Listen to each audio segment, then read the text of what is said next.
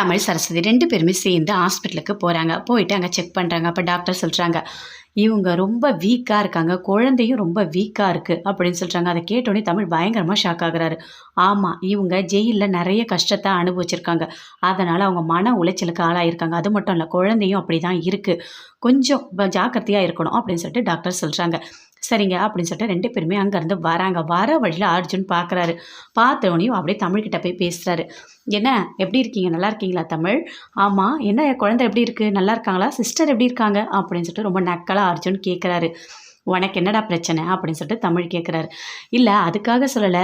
ஜெயில்ல அவங்க ரொம்ப கஷ்டத்த அனுபவிச்சிருப்பாங்கல்ல. அதனால குழந்தையும் பாதிச்சிருக்கும்." அப்படின்னு சொல்லிட்டு அர்ஜுன் சொல்றாரு. "அது எல்லாத்துக்கும் காரணமே நீ தான்னு எனக்கு தெரியும்டா." அப்படின்னு சொல்லிட்டு தமிழ் சொல்றாரு. "ஆமா, நான் தான் பண்ணேன். நான் தான் பணம் குடுத்து பண்ணேன்." அப்படின்னு சொல்லிட்டு அர்ஜுன் ரொம்ப நக்கலா பேசுறாரு. "நல்லா தெரிஞ்சுக்கோ.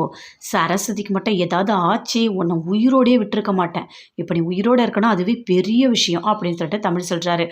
"உனக்கு ஒண்ணு தெரியுமா? நீ கண்டிப்பா பண்ண பாவத்துக்கு, அதுவும் சரஸ்வதிக்கு பண்ண பாவத்துக்கு நீ ஜெயிலுக்கு போவ." அப்படின்னு சொல்லிட்டு தமிழ் சொல்றாரு.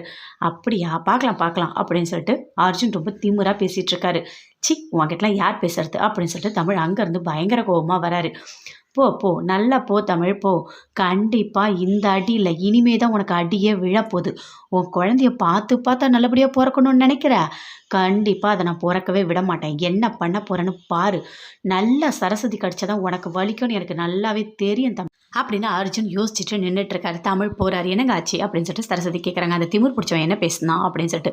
"அவனா? அவன விடுமா. அவன் பேசுனதுலாம் ஒரு பேச்சா?" அப்படின்னு சொல்லிட்டு தமிழ் சொல்றாரு.